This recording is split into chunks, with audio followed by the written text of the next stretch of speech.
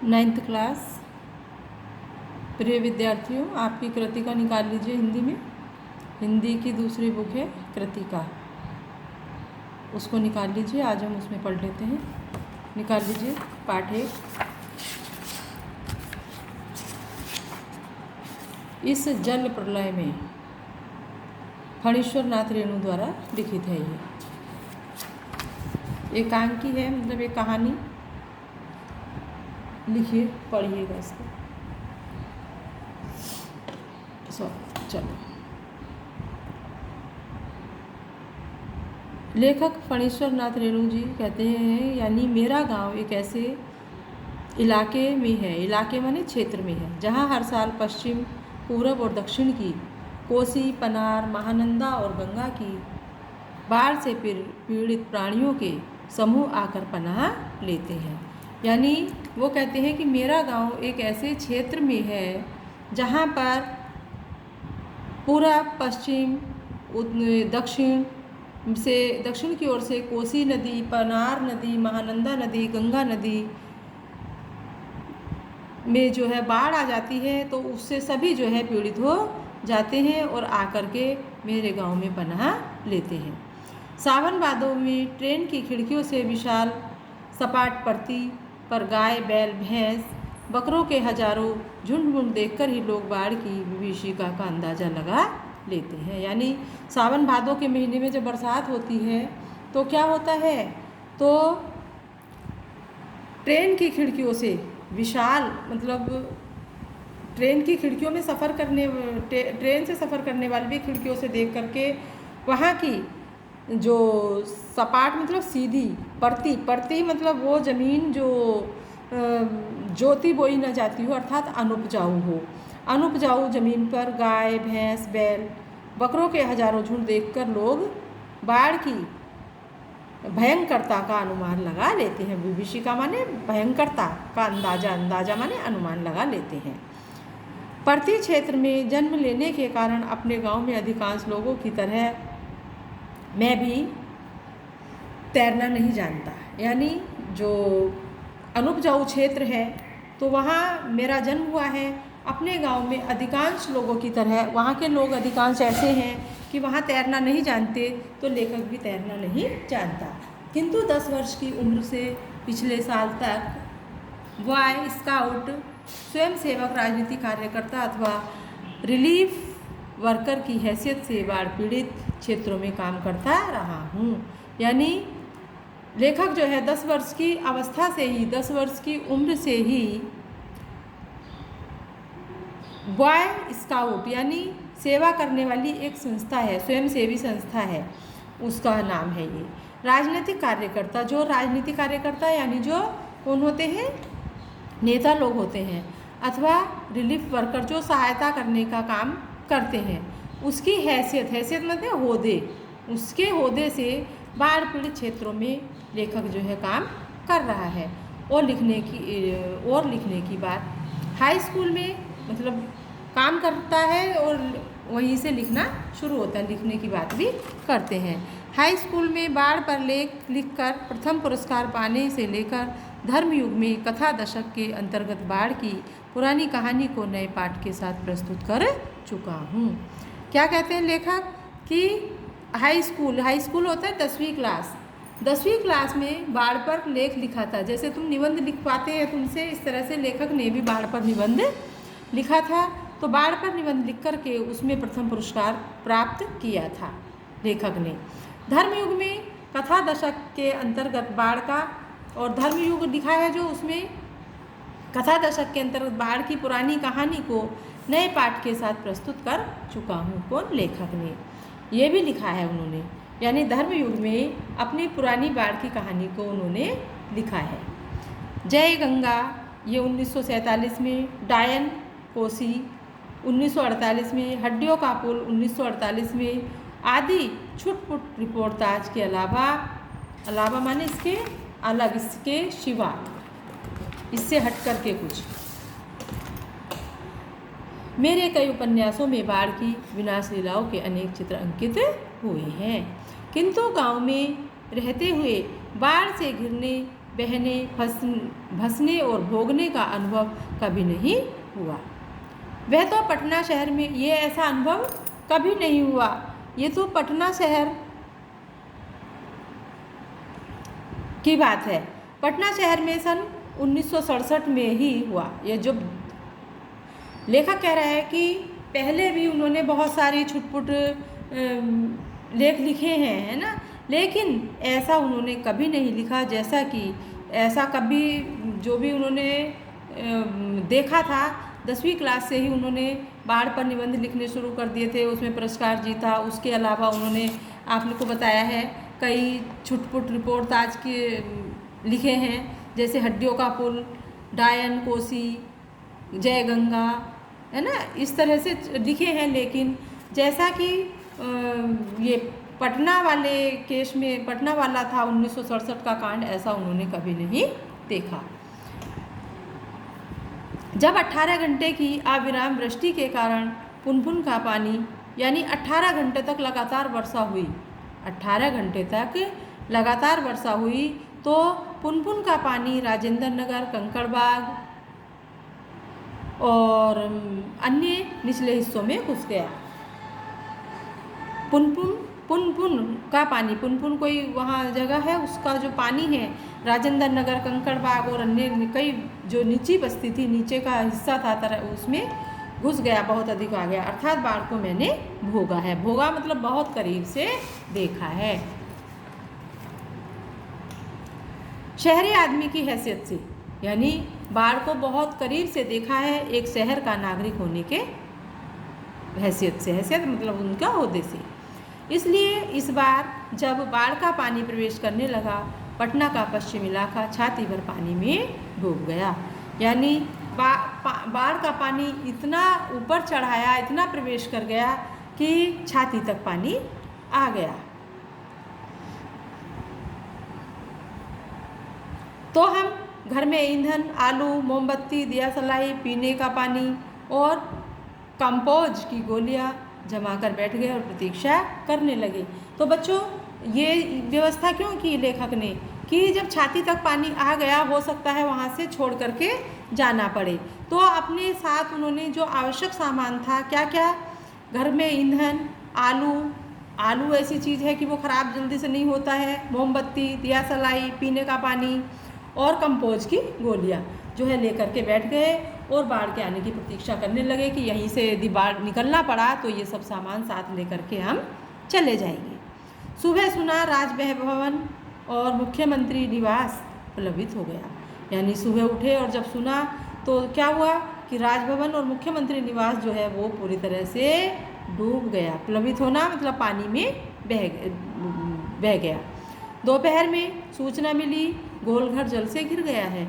यो सूचना बांग्ला में इस वाक्य से मिली थी, जानो गोलघर डूबे गए छे।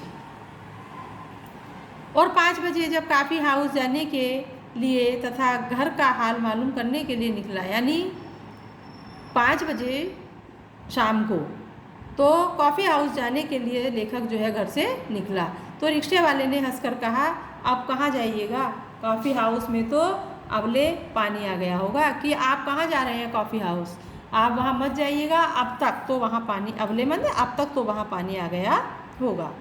चलो पानी कैसे घुस गया है वही देखना है। लेखक कहता है कि रिक्शा वाले से कि चलो पानी कैसे घुसा है वही देखना है। कहकर हम रिक्शा में बैठ गए और साथ में नई कविता की एक विशेषज्ञ व्याख्याता आचार्य कवि मित्र थे, जो मेरी अनवरत अनर्गल गद्यमयी स्वगतोक्ति से कभी वो बोर नहीं होते थे। यानी लेखक की इस तरह की विचारहीन, बेतुकी, निरंतर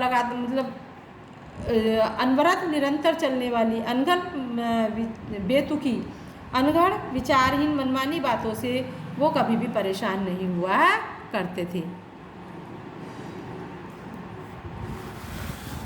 कौन? लेखक के एक मित्र।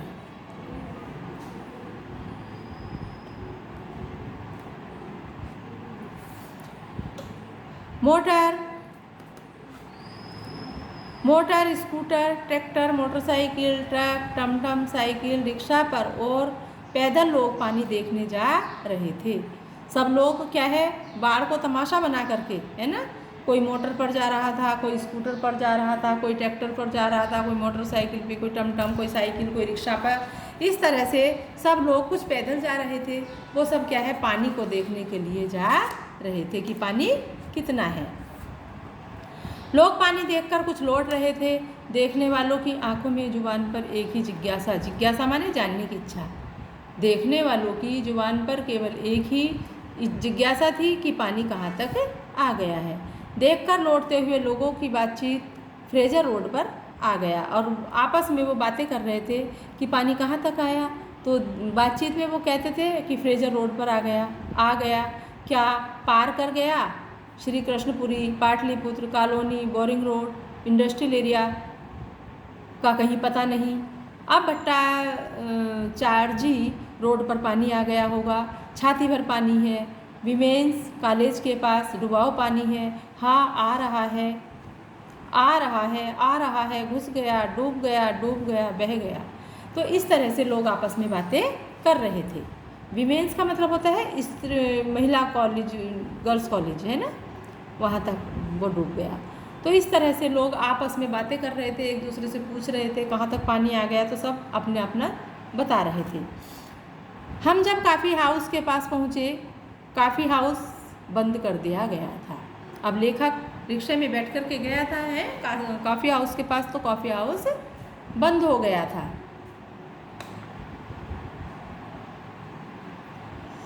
सड़क के किनारे एक मोटी डोरी की शक्ल में गेहुआ झाग फैन में उलझा पानी तेजी से सरकता आ रहा था। मैंने कहा, आचार्य जी आगे जाने की जरूरत नहीं, वो देखिए आ रहा है मृत्यु का तरल दूध। तो लेखक कॉफ़ी हाउस तक जब पहुँचे तो कॉफ़ी हाउस बंद हो गया था। तो सड़क के किनारे एक मोटी डोरी की शक्ल में गेहुआ झाग वाला फैन उलझा पानी तेज़ी से सरकता आ रहा था। वो क्या देखते हैं कि सड़क के किनारे पर एक डोरी की शक्ल का, मतलब गेहुआ झाग वाला, गेहुआ केसरिया रंग वाला, केसरिया झाग वाला फैन माने झाग में उलझा हुआ पानी तेज़ी से जो है आ रहा है। तो लेखक ने कहा, मैंने कहा, आचार्य जी आगे जाने की ज़रूरत नहीं, वो देखिए आ रहा है मृत्यु का तरल दूध, कि अब आगे मत जाइए, यहीं रुक जाइए, क्योंकि मृत्यु का तरल दूध कहा है विनाशकारी बाढ़ का जल, विनाशकारी बाढ़ का जल आ रहा है। आतंक के मारे मेरे दोनों हाथ बरबस जुड़ गए, यानी ज़बरदस्ती जुड़ गए। बरबस माने ज़बरदस्ती, दोनों हाथ जुड़ गए और सभय प्रणाम निवेदन से मेरे मुंह में कुछ अस्फुट शब्द निकले। हाँ, मैं बहुत कायर और डरपोक हूँ। अब लेखक आगे जाने से मना कर नहीं जाते हैं और कहते हैं यहीं से अब वापस चलो। तो डर के मारे जो है लेखक ने हाथ जोड़ लिए और डर में, मतलब भय से प्रणाम और निवेदन से करके कहा, यानी उनके शब्द से जो है अस्पष्ट शब्दों में वो बोले कि मैं बहुत डरपोक हूँ, हाँ मैं बहुत डरपोक हूँ, बहुत कायर हूँ। रिक्शा वाला बहादुर है, कहता है चलिए ना थोड़ा सा और आगे। भीड़ का एक आदमी बोला, ए रिक्शा, करंट बहुत तेज़ है। यानी रिक्शा लेखक ने मना कर दिया कि नहीं मैं आगे नहीं जा सकता, मैं बहुत डरपोक हूँ। तो रिक्शा वाला कहता है कि चलिए थोड़ा आगे, लेकिन किसी ने उसे बताया कि आगे मत जाइए, और क्योंकि आगे करंट है। मैंने रिक्शा वाले से अनूने भरे स्वर में कहा, लौटा ले भैया, आगे बढ़ने की ज़रूरत नहीं है। तो वहीं से रिक्शा को मोड़ लिया। हम अप्सरा सिनेमा शो बंद के बगल से गांधी मैदान की ओर चले गए। अब वहाँ से रिक्शा मोड़ करके अप्सरा सिनेमा हॉल है ना, तो सिनेमा शो भी बंद था, और बगल के गांधी मैदान की ओर चले गए। वहाँ से पैलेस होटल और इंडियन एयरलाइंस दफ्तर के सामने पानी भर रहा था। पानी की तेज़ धारा पर लाल हरे नियन विज्ञापन की परछाइयों सैकड़ों रंगीन सांपों की सृष्टि कर रही थी। गांधी मैदान की रेलिंग के सहारे हजारों लोग खड़े हुए देख रहे थे। दशहरे के दिन रामलीला के राम के रथ की प्रतीक्षा में जितने लोग रहते थे, उससे भी कम नहीं थे। गांधी मैदान के आनंद उत्सव, सभा सम्मेलन और खेलकूद की सारी स्मृतियों पर धीरे धीरे एक गहरी आवरण चढ़ गया। यानी वहाँ देख रहे थे क्या जितने लोग वहाँ पर खड़े हुए थे मैदान में, पैलेस होटल में इंडियन ऑयल दफ्तर के सामने पानी भर रहा था और उस पानी की तेज धारा पर लाल हरे नियन विज्ञापन की परछाइयाँ यानी सैकड़ों रंगीन सांपों की सृष्टि कर रही थी। उस पर बहुत सारे सांप भी दिख रहे थे। गांधी मैदान की रेलिंग के सहारे जो है लोग हजारों की संख्या में खड़े थे। जैसे कि राम की दशहरे वाले दिन जब राम का रथ निकलता है तो उसकी प्रतीक्षा में लोग खड़े हो जाते हैं, इतनी भीड़ हो जाती है। और इसी तरह जैसे कोई खेल कूद की देख रहे हो, कोई स्मृति बन रही हो, इस तरह से जो है सभी वहाँ पर इतनी भीड़ भाड़ वहाँ पर थी लोगों को ये बाढ़ का दृश्य देखने की। यानी गहरी का आवरण का मतलब है गेहूं रंग का आवरण आच्छादित हो रहा था, उस पर चढ़ रहा था।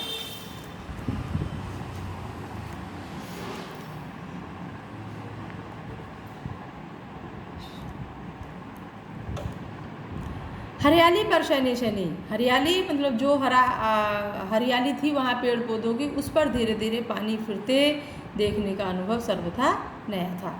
यानी लेखक को पेड़ पौधों के ऊपर से, हरियाली के ऊपर से भी पानी फिर गया था। लेखक ने ऐसा पहले कभी नहीं देखा था, ये उसने नया नया ही देखा था। इसी बीच एक अधेड़ मुष्टंड और गंवार जोर जोर से बोल उठा, इह। जब दानापुर डूब रहा था तो पटनिया बाबू लोग उलटकर देखने भी नहीं गए थे। अब पूछो, यानी एक अधेड़ मुष्टंड मतलब हट्टा खट्टा आदमी है ना, और गंवार, हट्टा खट्टा आदमी था और गंवार था, वो जोर जोर से बोल रहा उठा था। मतलब देखने में उसकी जो स्थिति थी उसको लेखक ने बयां किया है कि वो जो बोला था वो मुष्टंड हट्टा खट्टा था, गंवार सा लग रहा था और जोर जोर से बोल उठा। कि क्या बोला कि जब दानापुर डूब रहा था तो पटनिया बाबू लोग उलटकर देखने भी नहीं गए थे। अब पूछो कि जब दानापुर डूब रहा था, पास का कोई गांव होगा तो कोई देखने नहीं गया, और अब देखने वालों की भीड़ लगी है। मैंने अपने आचार्य कवि मित्र से कहा, पहचान लीजिए, यही है वह आम आदमी जिसकी खोज हर साहित्यिक गोष्ठियों में होती रहती है। उसके वक्तव्य में दानापुर के बदले उत्तर बिहार और कोई भी बाढ़ग्रस्त ग्रामीण क्षेत्र जोड़ दीजिए। तो मैंने किससे कहा? आचार्य से। लेखक ने आचार्य से कहा कि आचार्य कवि मित्र से कहा, यानी जो उनके थे, कि आप पहचान लीजिए कि आप आम आदमी की खोज कर रहे थे कि आम आदमी क्या होता है, तो अब यही वो आम आदमी है जिसकी खोज साहित्य गोष्ठियों में होती है। साहित्य की जो सभाएं होती हैं उसमें उसकी खोज की जाती है, यही वही आम आदमी है। उसके वक्तव्य जो उसने कहा है, उसने जो बोला है, वक्तव्य में दानापुर के बदले उत्तर बिहार और कोई भी बाढ़ ग्रामीण क्षेत्र से जोड़ दीजिए।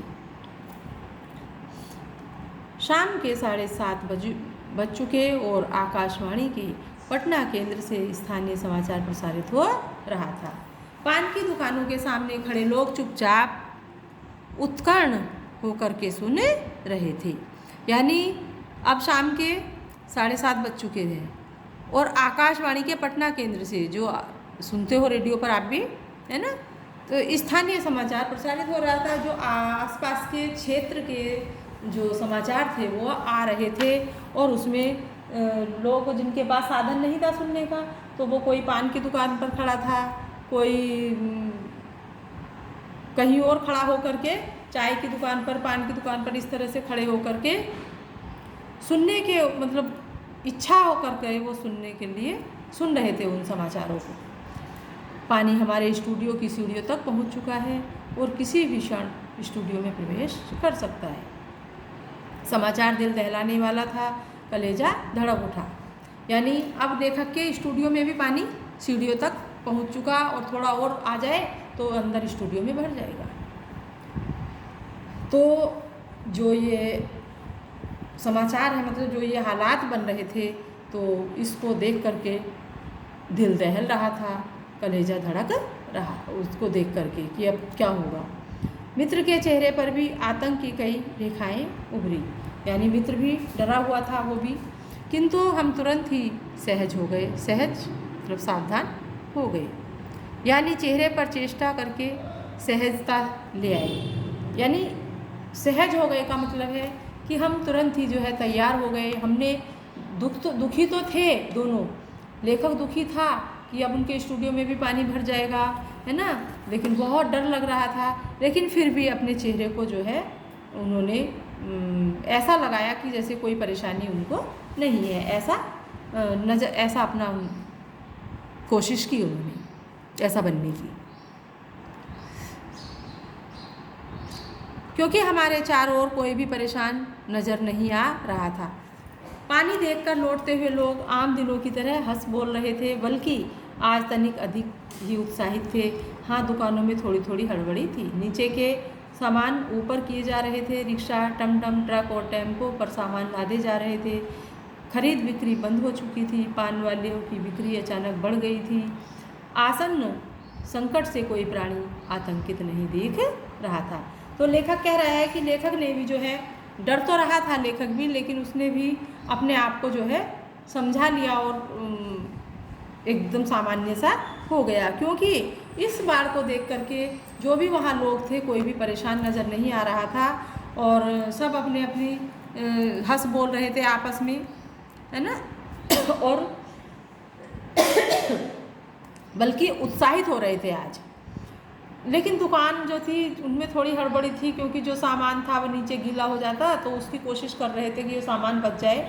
उस सामान को जो है नीचे से ऊपर रख रहे थे, संभाल रहे थे। और पान वालों की दुकान पर बिक्री बढ़ गई थी, क्योंकि जो देखने वाले आ रहे थे सब वहीं इकट्ठे हो रहे थे, तो खरीद करके पान खा रहे थे। तो पास आया हुआ यानी संकट जो भी था, संकट उनके समीप था, लेकिन संकट से कोई भी आतंकित नहीं दिख रहा था, कोई भी परेशान नहीं दिख रहा था। पान वाले ने आदमकद आईने में उतने लोगों के बीच हमारी ही सूरतें मुहर्रमी नज़र आ रही थी। पान वाले के आदमकद आईने में, आदमकद जो आदमी के बराबर का उसका आईना था। आईना मतलब उसकी दुकान पर जो कांच लगा हुआ था।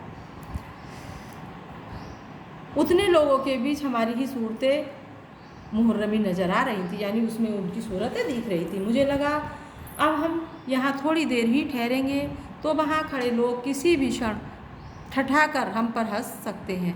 जरा इन बुद्धिजीलों का हुलिया देखो।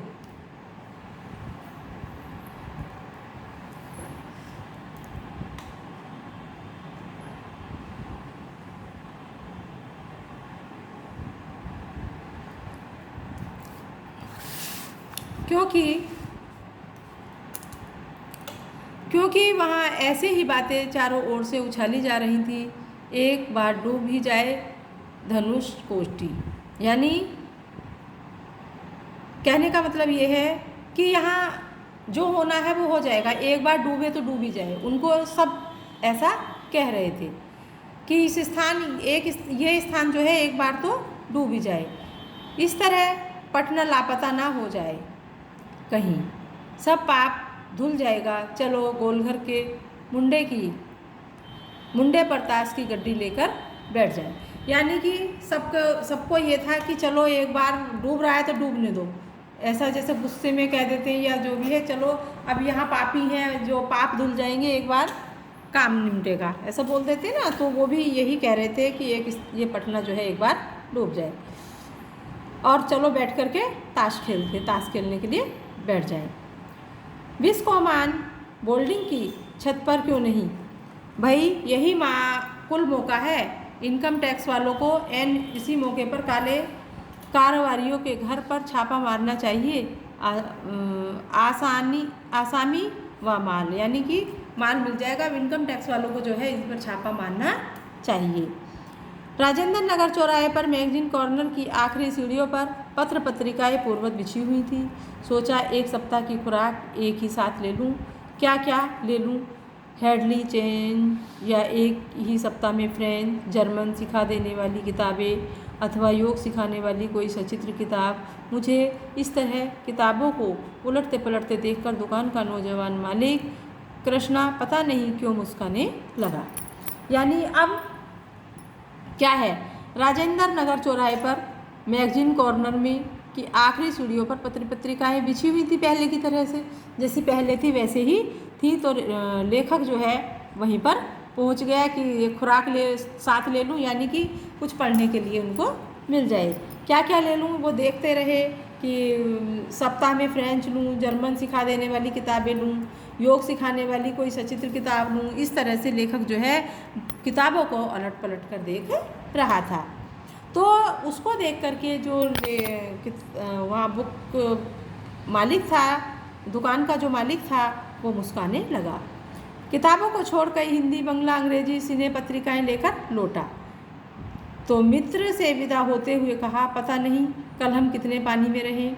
बहरहाल जो कम पानी में रहेगा वह ज़्यादा पानी में फंसे मित्र की सुधि लेगा। फिर आप मित्र से बिछड़ते हुए दोनों मित्र आपस में कह रहे हैं कि पता नहीं कल कितना पानी होगा, कि जो भी मित्र डूबेगा वो दूसरे को बचा लेना। सुधि लेना मतलब उसकी खबर ले लेना। अब क्या होता है, फ्लैट में पहुंचा ही था कि जनसंपर्क की गाड़ी भी लाउड स्पीकर से घोषणा करती हुई राजेंद्र नगर पहुंच चुकी थी। अब कि जो जनसंपर्क वाली गाड़ी है उसमें लाउड स्पीकर लगा था, अनाउंस है ना, तो उसकी घोषणा करती हुई कि अपना अपना सामान समेट लो, तो इस तरह से जो है ब्लॉक खाली कर दो, इस तरह से वो आवाज़ लगाती हुई आ गई थी। हमारे गोलंबर के पास कोई भी आवाज़ चारों बड़े ब्लॉकों की इमारतों से टकराकर मंडराती हुई 4 बार प्रतिध्वनि होती है। सिनेमा और लॉटरी की प्रचार गाड़ी यहाँ पहुँचते ही भाइयों पुकार कर एक क्षण के लिए चुप हो जाती हैं। पुकार मंडराती हुई प्रतिध्वनि होती है, भाइयों भाइयों भाइयों। एक अलमस्त जवान रिक्शा चालक है जो अक्सर रात में के सन्नाटे में सवारी पहुंचाकर लौटते समय इस गोलंबर के पास आलाप उठता है, सुन मेरे बंधु रे ना, सुन मेरे मितवा वाह वाह। तो हो रहा था इस तरह से ना। गोलंबर के पास जनसंपर्क की गाड़ी के ऐलान किया जाने लगा, भाइयों ऐसी संभावना है कि बाढ़ का पानी रात्रि के करीब 12 बजे तक कंकड़बाग और राजेंद्र नगर में घुस जाए, अतः आप लोग सावधान हो जाइए। यानी इस तरह से जो है वो प्रचार कर रहे थे, प्रतिध्वनि सावधान हो जाए, सावधान हो जाए। मैंने गृहस्वामिनी से पूछा, गैस का क्या हाल है? बस उसी का डर है कि बस खत्म होने वाला है। असल में सिलेंडर में मीटर उटर की तरह कोई चीज़ नहीं होने से कुछ भी पता नहीं लगता, लेकिन अंदाज है कि एक दो दिन का कोयला है, स्टोव है, मगर किरासन एक ही बोतल है, कैरोसिन है, किरासन है ना, वो एक ही बोतल है। तो गृहस्वामिनी कहती है, क्या कहती है कि सिलेंडर खत्म होने वाला है, पता उसमें मीटर वगैरह तो कुछ लगा होता नहीं है सिलेंडर में, अंदाज से ही जो है बता दिया जाता है कि कोयला जो है सिलेंडर जो है ख़त्म हो जाएगा, तो घर में 1-2 दिन का कोयला है, कैरोसिन है और काम चल जाएगा। फिलहाल बहुत है ना, बाढ़ का है भी यही हाल है, मीटर उटर की तरह कोई चीज़ नहीं होने से पता नहीं चलता कि कब आदम के। मैंने कहा सारे राजेंद्र नगर में सावधान सावधान ध्वनि कुछ देर तक गूंजती रही। ब्लॉक के नीचे की दुकानों के सामान हटाए जाने लगे। मेरे फ्लैट के नीचे के दुकानदार ने पता नहीं क्यों इतना कागज़ इकट्ठा कर रखा था, एक अलाव लगाकर सुलगा दिया। हमारा कमरा धुएं से भर गया।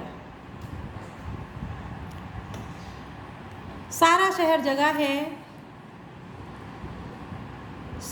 जगा हुआ है। पश्चिम की ओर कान लगाकर सुनने की चेष्टा करता हूँ। हाँ, पीर मुहानी या सलीमपुरा, अहरा, जनक किशोर, नवल किशोर रोड की ओर से कुछ हलचल की आवाज़ आ रही है। लगता है 1-1:30 बजे रात तक पानी राजेंद्र नगर पहुँच जाएगा, ऐसा लग रहा है। सोने की कोशिश करता हूँ लेकिन नींद आएगी भी नहीं। कंपोज की टिकिया अभी नहीं। कुछ लिखूँ किंतु क्या लिखूँ, कविता, शीर्षक। तो इस तरह से लेखक जो है सोच रहा है कि सोने की कोशिश करता है लेखक, सोया नहीं जाता। क्यों? क्योंकि भय बना हुआ है कहीं बाढ़ ना आ जाए, पानी ना आ जाए, है ना, नींद भी नहीं आएगी। कंपोज की टिकिया अभी अभी लेनी ठीक नहीं है, नहीं ले रहे। कुछ लिखूं किंतु क्या लिखूं, कैसे लिखूं, है ना, इस तरह से उसके मन में जो है ख्याल आ रहे हैं। बाढ़ आकुल प्रतीक्षा धत यानी क्या है, बाढ़ का जो है बाढ़ आकुल प्रतीक्षा यानी बाढ़ की व्याकुल होकर के प्रतीक्षा कर रहे हैं, यानी वो सोच रहा है कि शीर्षक क्या दूँ अपने लिखने को, बाढ़ आकुल प्रतीक्षा। फिर ये भी अच्छा नहीं लगता लेखक को, वो कहता धत ये भी अच्छा नहीं है, ये शीर्षक उचित नहीं है। नींद नहीं, स्मृतियाँ आने लगी एक एक कर चलचित्र के बेहतरीन दृश्यों की तरह, यानी नींद नहीं आ रही थी लेखक को, और जैसे सिनेमा में, चलचित्र माने सिनेमा में तरह तरह की स्मृतियाँ मतलब यादें आती हैं, देखते हैं चलचित्र में और बीच में याद आती रहती है उनको याद करते रहते हैं, इस तरह से लेखक को स्मृति आने लगी। अब देखिए 1947 में मनिहारी, तब पूर्णिया, अब कटिहार जिला की बात है, के इलाके में गुरुजी स्वर्गीय सतीशनाथ भादुड़ी, गुरुजी का नाम था सतीनाथ भादुड़ी, के साथ गंगा मैया की बाढ़ से पीड़ित क्षेत्र में हम नाव पर जा रहे हैं। चारों ओर पानी ही पानी, दूर एक द्वीप जैसा बालूचर दिखाई पड़ा। हमने कहा वहाँ चलकर जरा चहल कदमी करके टांगे सीधी कर लें, भादुड़ी जी कहते हैं। किंतु सावधान, ऐसी जगहों पर कदम रखने से पहले यह मत भूलना कि तुमसे पहले ही वहाँ पर तरह के प्राणी शरणार्थी के रूप में मौजूद मिलेंगे। तो क्या हुआ, लेखक जब 1947 को गंगा की भयंकर बाढ़ से पीड़ित होकर के नाव में जा रहे थे तो देखता है चारों ओर पानी ही पानी है, तो एक द्वीप पर बालूचर जैसा कुछ दिखाई पड़ता है, वहीं पर पानी में एक टीला टाइप दिखाई पड़ता है। तो लेखक उनसे कहता है गुरुजी से अपने कि चलो वहीं पर जाकर के वहीं चलते हैं और वहीं विश्राम, वहीं पर आसरा हमको मिल जाएगा। तो गुरुजी कहते हैं किंतु सावधान, ऐसी जगह पर कदम रखने से पहले ये देखिए वहाँ पर और भी कई शरणार्थी प्राणी वहाँ मिलेंगे, और सचमुच चींटी चींटे से लेकर सांप बिच्छू लोमड़ी सियार सभी वहाँ पनाह ले रहे थे। भादुड़ी जी की हिदायत थी कि हर नाव पर पकाही घाव यानी पैर, पानी में पैर की उंगलियां सड़ जाती हैं, यानी जो है नाव में बैठने से जो है पैरों में जो उंगलियां होती हैं उनमें घाव हो जाते हैं और तलुओं में भी घाव हो जाते हैं, उंगलियां सड़ जाती हैं, तलुओं में घाव हो जाते हैं। तो उसके लिए उसकी दवाई, दियासलाई की डिबिया, किरासन तेल रहना चाहिए। बाढ़ के समय ये चीज़ साथ रखनी चाहिए। सचमुच हम जहाँ खाने पीने की चीज़ से पहले पकाही घाव की दवा और दियासलाई की मांग हो रही थी उस समय पर। 1949 की बात है, उस बार महानंदा की बाढ़ से घिरे वापसी थाना में एक गांव में हम पहुँचे। हमारी नाव पर रिलीफ के डॉक्टर साहब थे। गांव के कई बीमारों को नाव में चढ़ाकर कैंप में ले जाना था। एक बीमार नौजवान के साथ उनका कुत्ता भी कुई कुई करता हुआ नाव पर चढ़ गया। डॉक्टर साहब कुत्ते को देखकर भीषण भयभीत हो गए और चिल्लाने लगे, अरे कुकुर नहीं, कुकुर को भगाओ। बीमार नौजवान छप से पानी में उतर गया। हमारा कुकुर नहीं जाएगा तो हम भी नहीं जाएगा।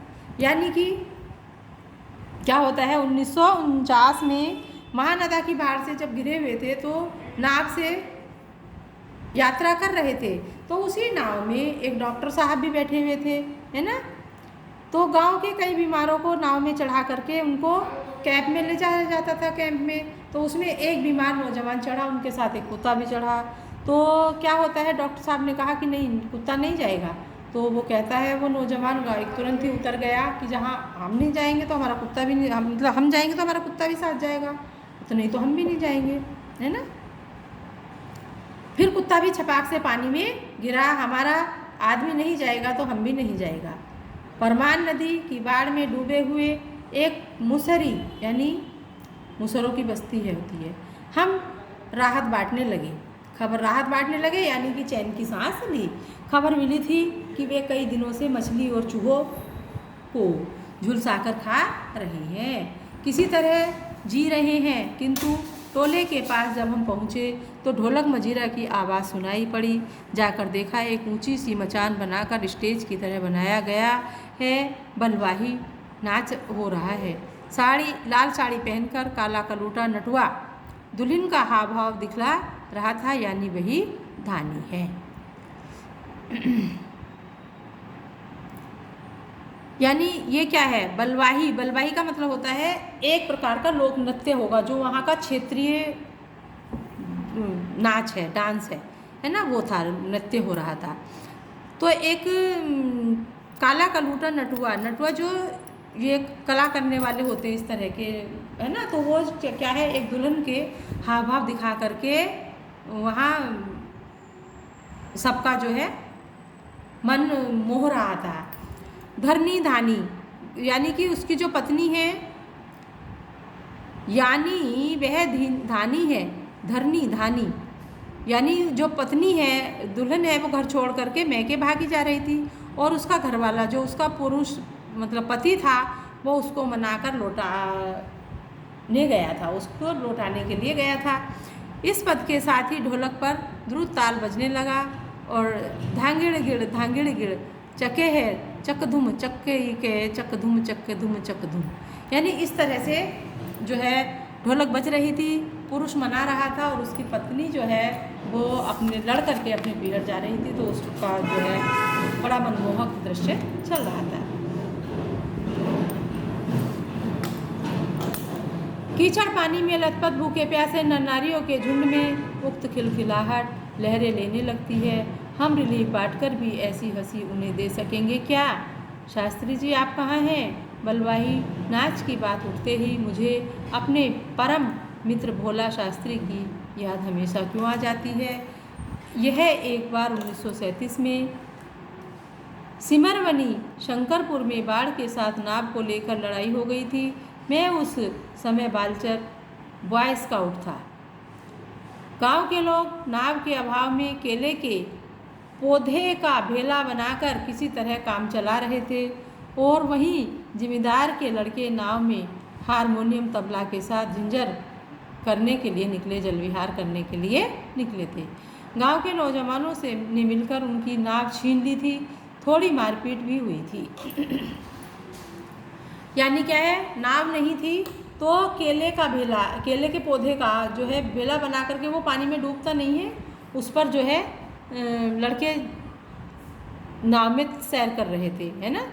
हारमोनियम तबले के साथ जलविहार करने निकल रहे थे। गांव के नौजवानों ने सबने मिल करके जो नाव थी लेखक की वो भी छीन ली थी। और 1967 में जब पुनपुन का पानी राजेंद्र नगर में घुस आया, एक नाव पर कुछ सजे धजे युवक और युवतियों की टोली किसी फिल्म में देखे हुए कश्मीर का आनंद घर बैठे लेने के लिए निकली थी। नाव पर स्टोव जल रहा था, केतली चढ़ी हुई थी, बिस्कुट के डिब्बे खुले हुए थे। एक लड़की प्याली में चम्मच डालकर एक अनोखी अदा से नेस्कैफे के पाउडर को मथ रही थी, एस्प्रेसो बना रही थी। शायद दूसरी लड़की बहुत मनोयोग से कोई सचित्र और रंगीन पत्रिका पढ़ रही थी। एक युवक दोनों पाँवों को फैलाकर बाँस की लग्गी से नाव खे रहा था। दूसरा युवक पत्रिका पढ़ने वाली लड़की के सामने अपने घुटने पर कोहनी टेक कर कोई मनमोहक डायलॉग बोल रहा था। पूरे वॉल्यूम में बजते हुए ट्रांजिस्टर पर गाना आ रहा था, हवा में उड़ता जाए मोरा लाल दुपट्टा मलमल का, हो जी। हमारे ब्लॉक के पास गोलंबर में ना पहुंची कि अचानक चारों ब्लॉक की छतों पर खड़े लड़कों ने एक ही साथ किलकारियाँ, सीटियाँ, फफ्तियों की वर्षा कर दी और इस गोलंबर में किसी भी आवाज़ की प्रतिध्वनि मंडरा कर गूंजती है। सो सब मिलकर स्वयं ही जो ध्वनि संयोजन हुआ उसे बड़े से बड़े गुणी संगीत निर्देशक बहुत कोशिश के बावजूद भी नहीं कर पाते। उन फुअड़ युवकों की सारी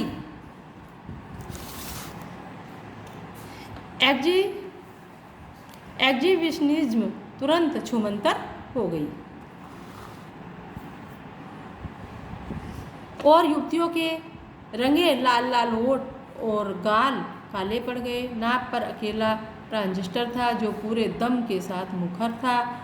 नैया तोरी मझधार होशियार होशियार, काहो राम सिंगार पानिया आ रहलो है, उहू न आ रहलो है। अब क्या था, 2:30 बज गए मगर पानी अब तक आया ही नहीं। लगता है कहीं अटक गया अथवा जहाँ तक आना था आकर रुक गया, अथवा तटबंध पर लड़ते हुए इंजीनियरों की जीत हो गई शायद, या कोई देवी चमत्कार हो गया। नहीं तो पानी कहीं भी जाएगा तो जाएगा किधर, रास्ता तो इधर से ही है। चारों ब्लॉकों के प्राय सभी फ्लैटों की रोशनी जल रही थी, बुझ रही थी। सभी लोग जगे हुए थे। कुत्ते रह रहकर सामूहिक रुदन करते हैं और उन्हें राम सिंगार की मंडली डॉक्टर चुप करा देती है, चौप चौप। यानी अब क्या है, 2:30 बज रहे थे लेकिन बाढ़ का पानी नहीं आया। तो सोच रहे थे कहीं अटक गया है, रुक गया है, या इंजीनियरों ने उसे रोक लिया है, क्योंकि कोशिश तो कर रहे थे, है ना, या कोई देवी चमत्कार है। इस तरह से जो है वो सोच रहे थे।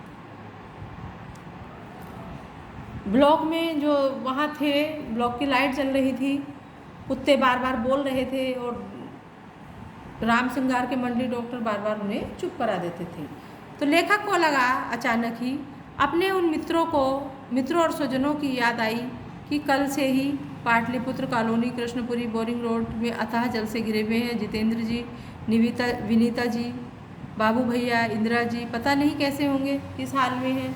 शाम को एक बार पड़ोस में जाकर टेलीफोन करने के लिए चोगा उठाया। बहुत देर कई नंबर डायल करता रहा। उधर सन्नाटा था, एकदम कोई शब्द टुंग फुंग कुछ नहीं हुआ। यानी लेखक को सूझा कि कल जिन मित्रों से हम बात करके आए थे, मित्रों से बिछड़े थे, उनके भी हाल ले लेते हैं। इधर तो पानी नहीं आया, उनके क्या हाल हैं। तो लेखक जो है अपना चोगा उठा करके, यानी जो अपना वस्त्र पहन करके जो पहनते थे, और बाहर पहले तो फ़ोन STD से ऐसे ही होते थे, तो बाहर गए लेकिन कोई फ़ोन नहीं हुआ। बिस्तर पर करवट लेते हुए फिर एक बार मन हुआ कि कुछ लिखना चाहिए। अब लेखक बिस्तर पर हैं, करवट लेते हुए एक बार उनका मन करा कि अब कुछ लिख लेना चाहिए, लेकिन कुछ भी लिखना संभव नहीं था। और नहीं, क्या ज़रूरी है कि कुछ लिखा भी जाए? नहीं। फिर स्मृतियों को जगाऊं तो अच्छा। पिछले साल अगस्त में नरपतगंज थाना जगदारा के पास छाती भर पानी में खड़ी एक आसन रस्वा हमारी ओर गाय की तरह टुकर टुकर देख रही थी। अब क्या लिखा जाए? लेखक सोच रहा है, अपनी स्मृतियों को जगाने लगे, अपने याद करने लगे कि लिखना है। फिर उनको याद आया कि पिछले साल अगस्त के नरपतगंज थाना चकरदहा गांव के पास छाती भर पानी में खड़ी एक आसन्न प्रसवा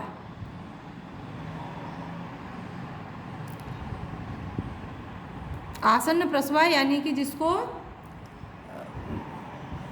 बच्चा होने वाला था आजकल में ही, यानी हमारी ओर देख रही थी। अब नहीं, अब भूली बिसरी याद नहीं, बेहतर है आंखें मूंदकर सफ़ेद भेड़ों के देखने की चेष्टा करूं। उजले उजले सफ़ेद भेड़ों के झुंड।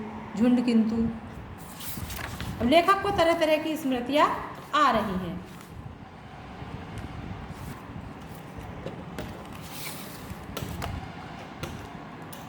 सभी उजले भेड़ अचानक काले हो गए।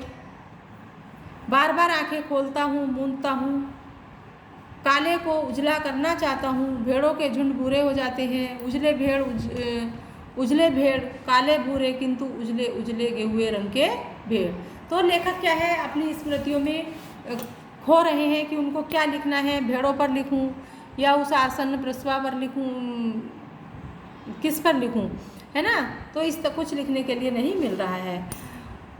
ओई द्याखो ऐसे गेछे जल, झकझोर कर मुझे जगाया गया। घड़ी देखी 5:30 बज रहे थे। यानी कि लेखक जो है, लेखक को सोचते सोचते नींद आ गई। अब घड़ी देखी, झकझोर करके लेखक को जगाया गया। घड़ी देखी तो क्या हो रहा था, ठीक 5:30 बज रहे थे, सवेरा हो चुका था।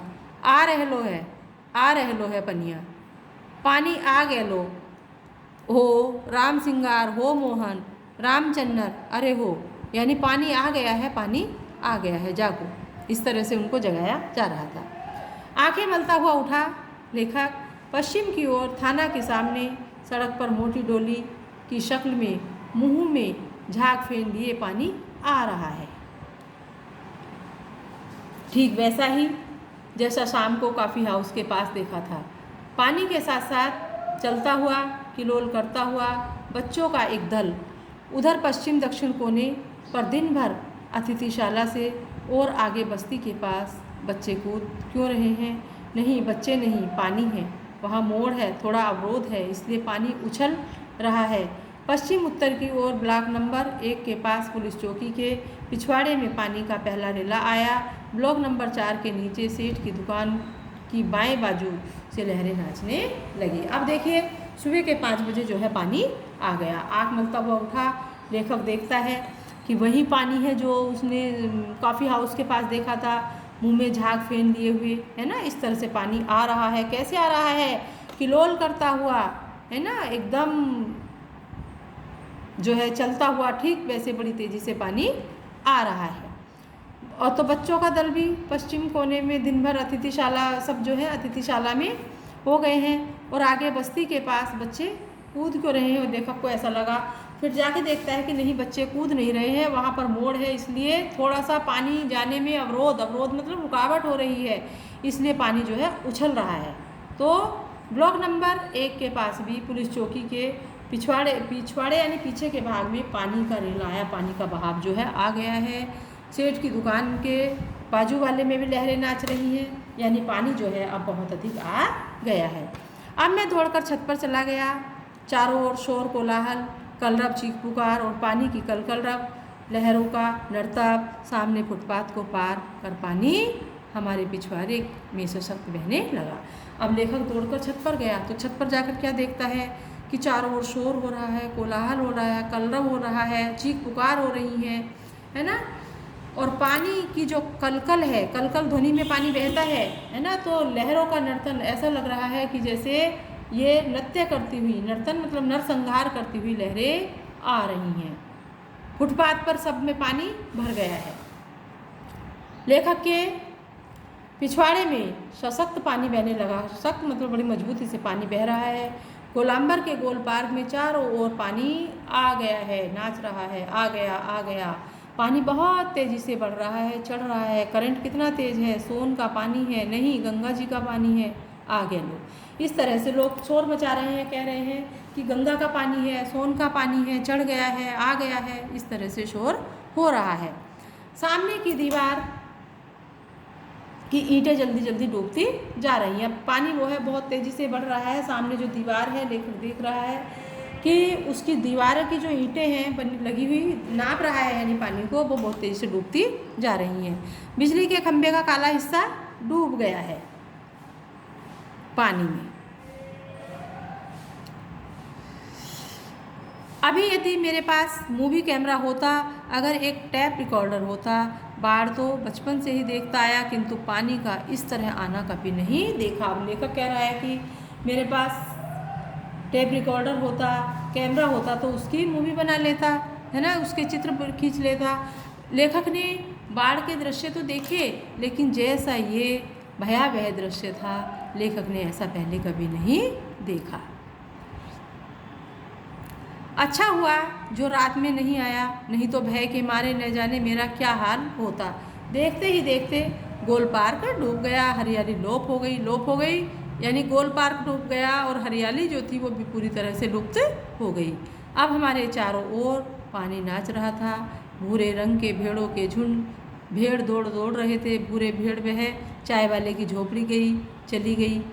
काश मेरे पास एक मूवी कैमरा होता, यानी टेप रिकॉर्डर होता तो क्या होता? अच्छा, कुछ भी नहीं। कलम थी, वह भी चोरी चली गई। अच्छा है, कुछ भी नहीं मेरे पास। यानी लेखक क्या है, लिखना चाहता था, तो लेखक के पास कलम थी, वो भी नहीं है, टेप रिकॉर्डर भी नहीं है और कैमरा भी नहीं है। अब लेखक इसका वर्णन कैसे करे? तो बहुत ही भयावह दृश्य जो लेखक ने देखा है उसका वर्णन वह नहीं कर पा रहा है। ये आपकी हो गई इस जल प्रलय में, ऐसी ये जल की प्रलय लेखक ने लिखा है। इसको पढ़ लेना कहानी को, इसके क्वेश्चन आंसर आप स्वयं कर लेना अपनी पुस्तक से। यह प्रश्न अभ्यास ये है, क्वेश्चन आंसर है, ये पढ़ना और इसमें निशान लगा लेना अपनी पुस्तक में और याद कीजिए।